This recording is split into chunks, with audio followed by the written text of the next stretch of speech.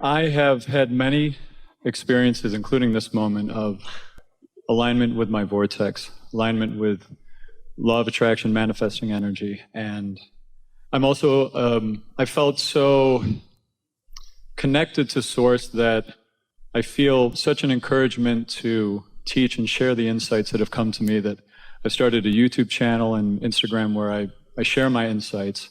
Because feeling good feels so good. You just want everybody to feel so good. Absolutely. Yeah. And over time, I've noticed we're in such a special time where so many amazing people are able to share and connect with one another through the mediums, YouTube, through sharing online. And it's law of attraction on steroids, isn't it? Yes.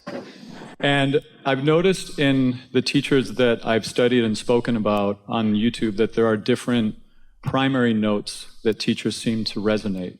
Yeah. And one thing that in my relatively diverse spiritual journey to get to this place, one thing I've come through was going through Alcoholics Anonymous. Yeah. And that was kind of the beginning when I crushed my ego and then started looking for what to do next. And one of the most powerful parts of that initial journey was, for me, the fourth step of Alcoholics Anonymous, which is doing inventory work, where you take and you spend time looking at your resentments, honoring them, letting them surface for the purpose of healing, like as if there's a window to spiritual guidance, and that window's clouded by so much baggage of false programming. Well, different people get different results from that, but ideally this is what happens. Before you get to that, what's step 1, 2, and 3?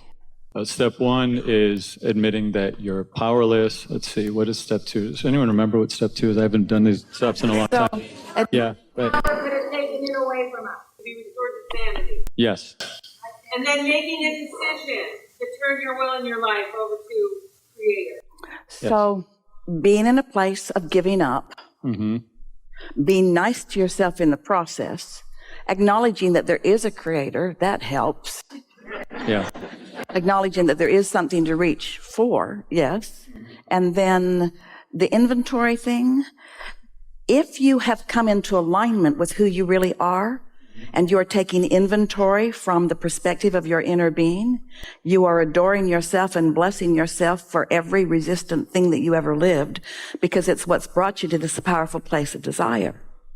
Yes, and that's been my experience with it, is that these things that were once misunderstood programming that I was living out, now they've become these things I savor that have woken me up to be where I am today. And my feeling has been from observing We want to hear every word that you have to say, but if you were co-creating, as you are with us now, with those who put those steps into place, and you were standing next to them as they lived each one of those steps, you would have understood where they were, and you would have had the experience of that before you moved to the next step. But anytime someone's standing in a place they don't want to be, and they're trying to acknowledge all of these steps, you misunderstand almost every single one of them, because you're not where the person who wrote the step was when they wrote the step. Right. Isn't that interesting? That's why it's so helpful to have your own inner being who knows what step you're in. That's a good one. Yeah. I guess my question would be for clarification on your perception of doing inventory work in general. It's been my read of Abraham's teachings that don't look here, look there. You don't spend too much time on that thought. You're manifesting in that thought. We talked about that here today, right? Because we're talking about Esther and her segment intending. So if you're doing that inventory work, what kind of segment intending are you doing? Well, can you give us an example, and try not to fix it the way you think we want to hear it? Okay. Do some legitimate or authentic inventory work on something that you actually worked on. Perfect example, I guess, would be I have a business. I'm an entrepreneur. I have a vocal program. I teach singing, and I have a school for singing. And we've been growing. The program's growing abundantly. And whenever I'm surrendered into alignment with allowing things to flow, and I'm not from Tim's ego micromanaging things, incredible things happen. Yeah. And I noticed recently that my ego had attached to the idea of growth, in that I was so gung-ho attached to this idea of growth that when we had a stretch of less growth for a few weeks, I got into this fear There are state. so many things that we want to say to you. Of course, your ego is attached to the idea of growth. Step one caused you to ask for it. It's not just whatever it is you're calling your ego that's attached to it. It's your inner being and all of us. We are so certain of your growth, and we will not take our eyes off of your expansion. And we are gathering all of the cooperative components, and you want to call that egotistical? Well, We would call it source energy calling you to your natural state of being. And through what felt like to me, what I did was I sat down and I thought, Tim, I felt there's a disturbance in the force, universe, what's bothering me? And the universe went, look at how your ego's attached to this idea of growth, Tim. You're focusing on growth, which is not in alignment with focusing on the true thing. That's the most high vibrating thing to do with your business. Well, you said about 10 things that we don't agree with. Oh, okay. Really? Growth is something that your evil ego wants? Yes, it wants to own it. And it's not something that your inner being knows is natural? We just want to tell you something really powerful here. You came from non-physical with the specific intention of coming into an environment where desires would expand. And you knew that as the contrast caused you to ask for something that you weren't living yet, that your inner being would jump all over that and call you to it. Everything that we are all about is about the natural, unequivocal expansion of the universe. Don't get crossways of that and start calling it bad things like egotistical, non-spiritual attachment to stuff. Yikes. That feels to me, when I realized this growth had been a little bit less for a few weeks, I felt this disturbance, this fear came up in me. I sat down, meditated, I asked what this was. I realized I was growing attached to this idea. I surrendered to the idea, and I said, universe, I give my alignment to you. And then abundance started again. It was an instantaneous shift. We're happy that abundance started again. I'm just saying it was a moment, it was an example of me from an egoic energy, from filling my label. You're not going to win us over to demonizing the ego. Okay. Because we know these things to be for sure. You came into this body to have expansion, and life just causes that to happen. And your inner being is all over your expanded being and is calling you to it. And you can call it all kinds of things. You can call it egotistical. We call it coming home to who you really are. Coming home to who you really are. And it's interesting how many things that humans learn along their physical trail, even when they're really wanting to embrace who they really are, where they keep blaming themselves for where they are. That's the whole point of forgiveness. That's the whole point of letting go. That's the whole point in letting go and letting God. You gotta not be mad at yourself ever about anything, you see. Because the minute you are, if you're upset because you didn't figure it out sooner, or you're upset because you're not doing it as well as you want to do it now, you're crossways of your inner being, and you're introducing unnecessary resistance into the equation that isn't letting you go to who you really are. And then you say, oh, this is uncomfortable. It must be my ego. And we say it's uncomfortable because you're not allowing yourself to be the fullness that you really are. So just to shake you up a little bit, we're going to call your inner being, your egotistical inner being who's trying to draw egotistical you into the wholeness of who you egotistically are meant to be. You come as a thinker. You come as a processor, and that requires a personality and a focus and a point of attraction, a personality. That requires an ego. You have to stand in some sense of beingness in order to have any kind of a comparative experience.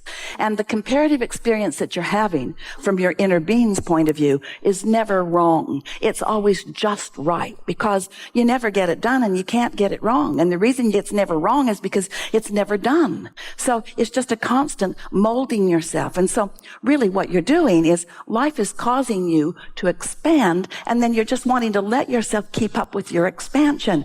Humans fight fight their own expansion all the time and give it all kinds of ridiculous labels as you fight your own expansion, you see.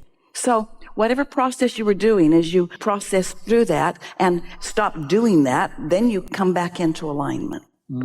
So process of inventory is you don't encourage it in any way. Here's what we say about that process of inventory. It's natural. Life comes at you, you notice it. That's the process of inventory. Like that, don't like that. Like that, don't like that. Like that, don't like that. And during that process of inventory, you're putting all kinds of things into your vortex, and your inner being is saying, yep, you want that, you want that, you want that, you are that, you are that, you are that, you are that.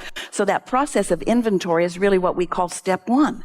So step one causes step two to then happen. Your inner being just stands in all of that you've asked for. And then step three, we just have a shorter program than the 12 steps. Step three is where you just relax and allow yourself to move in the direction of what you're asking for.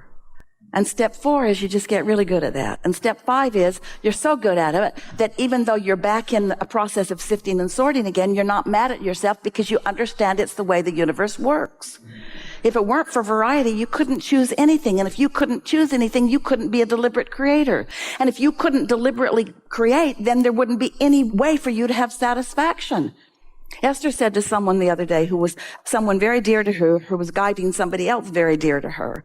And she said, let's ask Abraham about this, because there were things that were out of whack that Esther couldn't quite get to the bottom of. She couldn't quite figure out what was the best way to explain this. And we said, satisfaction comes from only one place, and that's you moving in the direction of your desire. That's you going home to something that you've already vibrationally become. Somebody else cannot identify what those things are. Parents who want to tell their kids what they should do, your kids, they might do it because you're big and mean and withhold good stuff. But they don't feel satisfaction in meeting your goals for them. They only feel satisfaction meeting their own goals for themselves. And then we said, never get between someone and what they want. By saying what you want doesn't count, you need to want what I want you to want. And so all kinds of people have been in situations with people who have wanted to control them, because a lot of people, the way they think that they're going to live a good life is by controlling the people in their life. And some people give into that, and then they cover up that dysfunction with alcohol or with drugs, because they're not feeling any satisfaction because the powerful people in their life aren't allowing it. And so they get sort of broken down to the point that they're just trying to soothe the discord because they can't figure out a way to get into alignment with who they are. And then in time, as they get into alignment with who they are, they begin to feel better. But until you're willing to let loose of all control of all other people and let your quest to come into alignment with the fullness of who you are, which is everything that you're about. We know that for sure. It's everything that you're about. It's what you teach. It's what you know. We're just specifically, very specifically answering these very precise questions that you're presenting here. Thank you, yeah. So,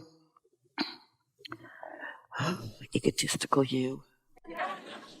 You were so bold. You were so egotistical that you dared to say, I'm going to go into a physical experience, and I'm going to experience a lot of contrast, and I'm not going to like any of it. And I'm going to let it get big enough that, first of all, it's going to make a great big vibrational reality for me. And next of all, I'm going to really feel the pinch of not going home. I'm really going to feel the discord of not letting me be me, to the point that I'm really going to break down. They don't need to make a step for that. Life does that to you. I'm just going to break down. I'm just going to break down. And then I'm going to cover it up for a while as best I can. And then all the things that are involved with that are going to be my experience. And it's just going to get worse and worse and worse and worse and worse, because that's the way it does. But in all of that, I'm going to ask and ask and ask and ask and ask and ask and ask and ask and ask. Inventory, inventory, inventory, inventory, inventory, inventory, inventory. And then I'm going to let go. I'm going to let go, not of my ego. I'm not going to let go of my desires. I'm not going to let go of who I became.